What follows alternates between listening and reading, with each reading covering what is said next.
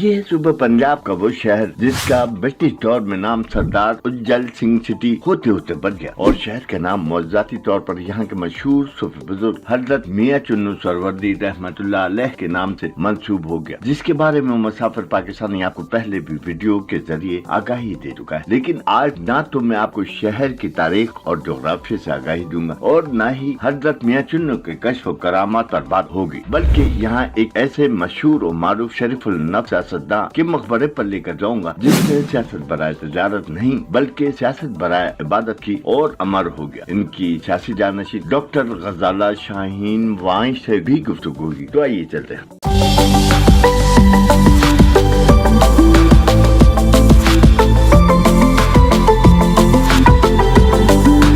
मैं हूं मुसाफिर पाकिस्तानी मुख्तार अहमद भाई और इस वक्त मौजूद हूं साबिक वजीर आला पंजाब गुलाम हैदर वाई के मज़ार मुबारक के बैरून हिस्से पर। अब जहां तक उनके आगाज सियासत का ताल्लुक है तो इसका आगाज तो उन्होंने बरसग़ीर की तक़सीम से पहले भारत से ही कर दिया था, लेकिन वहाँ भी इनकी वाबस्तगी ऑल इंडिया मुस्लिम लीग से रही। उन्होंने तहरीक पाकिस्तान में भी अहम रोल अदा किया और फिर पाकिस्तान आकर भी मुस्लिम लीग के ही सियासत करते रहे और इसी सियासी जमात से उन्होंने शराफत दयानत अमानत की रोशन मिसाल कायम की, जिसे आज भी निशान मंजिल समझा जाता है। मुस्लिम लीग पर जब मियां मोहम्मद नवाज शरीफ की गिरफ्त मजबूत हुई तो वो भी साथ हो गए और मरते दम तक उनके वफादार रहे।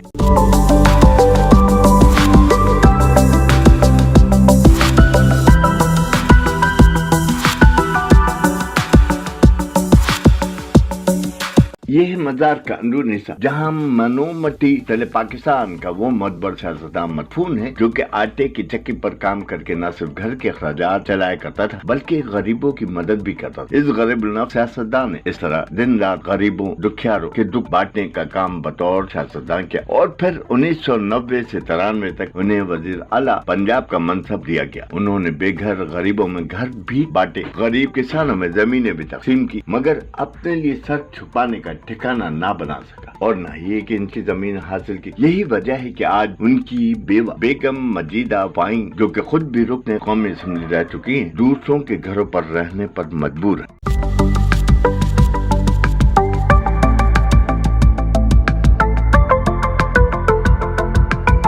यह है वो गाड़ी जिसपे 29 सितंबर 1993 को उस अजीम फरिश्ता सिफत वजीर आला को कत्ल कर दिया गया था, जिसने पंजाब और मियाँ चुन्नू के गरीब लोगों की तकदीर बदलने के लिए सब कुछ कर डाला। सबसे पहले उन्होंने अंजुमन इस्लामिया के नाम से तंजीम की बुनियाद रखी और लोगों के ताउन से Islamia girls school, Islamia girls college, industrial training centre समेत लातादाद फलाही मराकज बना और चंदा देने वालों का एक एक पाई का हिसाब देने के लिए बाकायदा तौर पर कॉम्प्लेक्स में एक बोर्ड आवेदन किया है जो कि आज भी एजुकेशन कॉम्प्लेक्स में नुमा है। इन चंदा देने वालों में साबिक वजीर आजम मियां मोहम्मद नवाज शरीफ का नाम भी नुमा है। और सिर्फ यही नहीं, वो तमाम फलाही मराकिज बिलखुसूस वो शादी हाल जहाँ गरीबों से किसी भी मद में चार्जेस वसूल नहीं किए जाते, जिसकी बुनियाद पे गरीब से गरीब नादार से नादार लोग इज्जत व आबरू के साथ अपनी बेटियों को रुखसत करते हैं।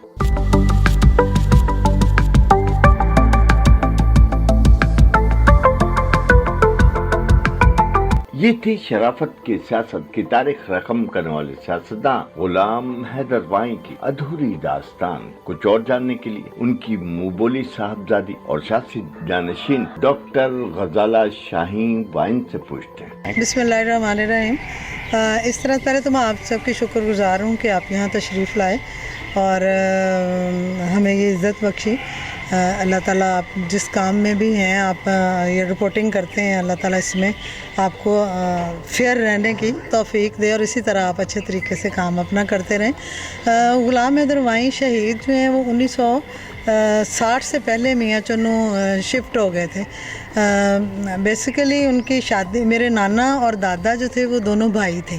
तो जो बेगम मजीदा वाई साहबा हैं वो मेरी खाला हैं। तो जब इनकी शादी हुई तो क्योंकि हमारा मामू कोई नहीं था, मतलब नाना का बेटा कोई नहीं था, तो उन्होंने गुलाम हैदर वाई साहब क्योंकि रिश्ते में भी जो मेरे नाना थे उनके लगते थे, रिश्ते में चचा लगते थे, तो वो फिर उनको मियाँ चुन्नू उनकी वालदा की इजाज़त से उन्होंने बड़ी खुशी से उनको इधर भेजा।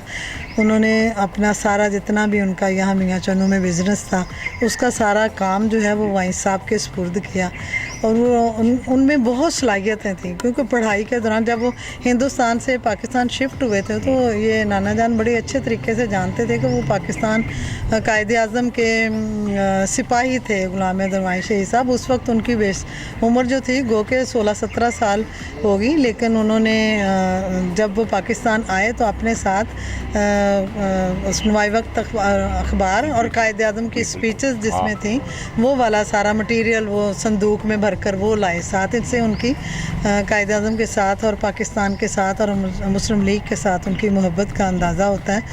اور پھر ان کا یہی پاکستان کے ساتھ ان کا جو تعلق تھا وہ وہی تھا جس طرح قائد اعظم محمد علی جناح ہمارے فادر ہیں، وہ جیسا سوچتے تھے کہ پاکستان کو بنائیں گے تو اس کے بعد پاکستان کیسا ہونا چاہیے، تو ان کے ذہن میں وہ ان کے قائد اعظم کے چونکہ وہ پیروکار بھی تھے تو اسی لیے وہ ان کی سوچ جو تھی وہ بہت مثبت تھی.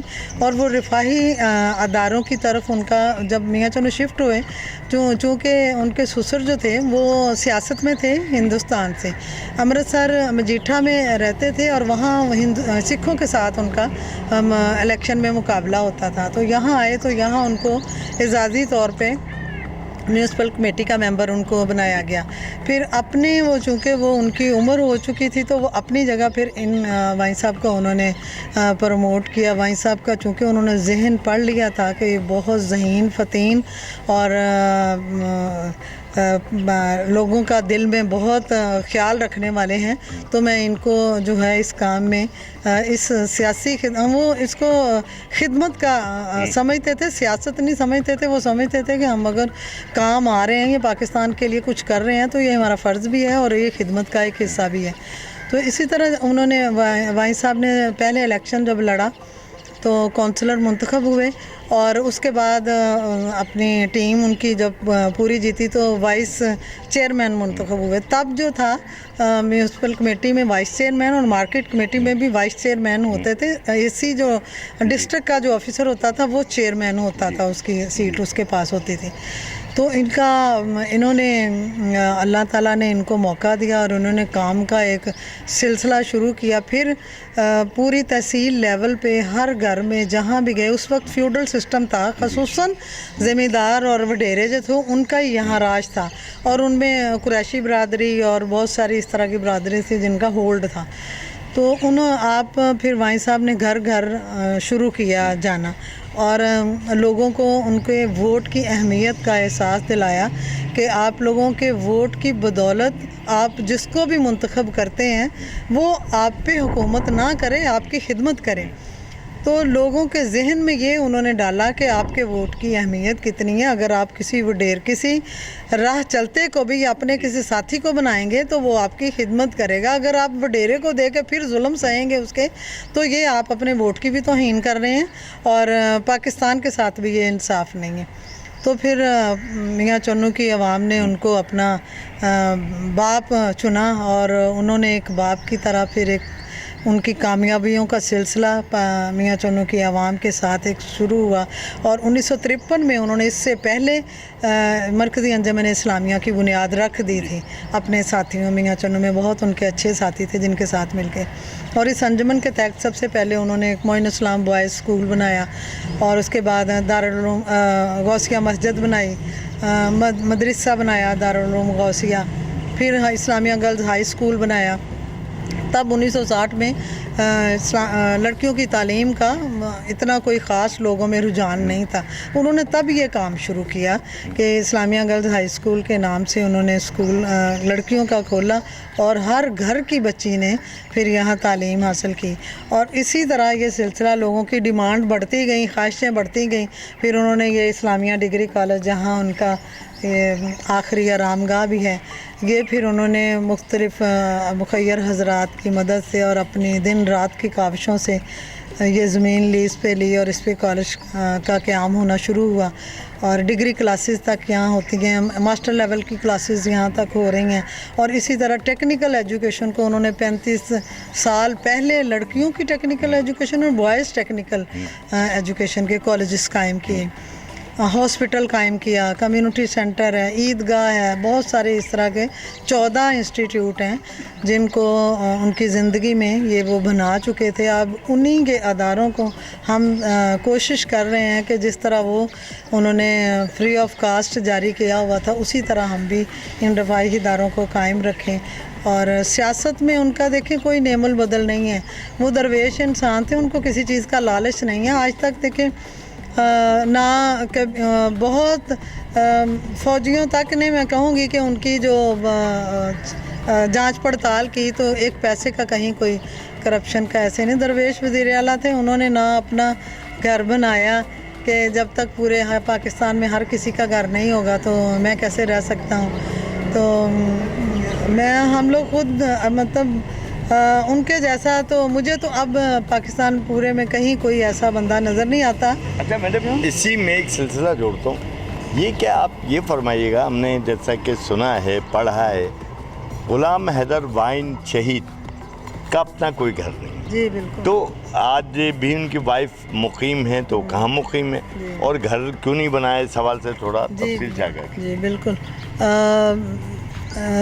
मेरे जो सगे वालिद थे और वालदा थे, ये उनका घर है जहाँ हम लोग रह रहे हैं। तो मैं और खाला कहती हूँ उनको, और वो मुझे बाजी कहती हैं, बेगम आई साहबा। तो वो हम लोग उधर उन्हीं के पास शुरू से ही हैं, माई साहब भी उधर ही रहते थे। तो घर का उन्हें बहुत कोशिश की, मियाँ मोहम्मद नवाज शरीफ साहब ने ऑफ़र भी की, प्लाट की और इस तरह सारे घर, उन्होंने नहीं लिया। उन्होंने कहा नहीं, मैं मतलब अगर बनाऊंगा तो अगर मेरे पास इतने होंगे पैसे तो मैं खुद ही बनाऊंगा, चूँकि उनका वो जो उन पे सिर्फ वही तनख्वाह हलाल थी जो उनको वहाँ से मिलती थी। आप यकीन करें, यहाँ से हम लोग दालें और सब्ज़ियाँ, गोश्त वगैरह यहाँ मियाँ चन्नू से लेके जाते थे, वहाँ लाहौर वज़ीर आला हाउस में या जब वज़ीर थे, तो उसी में बड़ी बरकत थी। तो उसी के साथ हम मतलब खुश थे और गुजारा भी कर रहे थे। अभी भी मैं खुद छोटा मोटा मतलब बिज़नेस मैंने अपना चलाया हुआ, उसके साथ मैं अपना और बेगम आई साहब का हम लोग अपना गुजारा खुद करते हैं। ये इतनी बड़ी मतलब अंजुमन है, इसके बहुत सारे अदारे हैं, लेकिन इसका एक पैसा भी हमारे लिए हराम है, क्योंकि हम ये लोगों की फ़लाह के लिए बने, हम इसको चला रहे हैं इनको और लोगों की फ़लाह के लिए इस्तेमाल कर रहे हैं।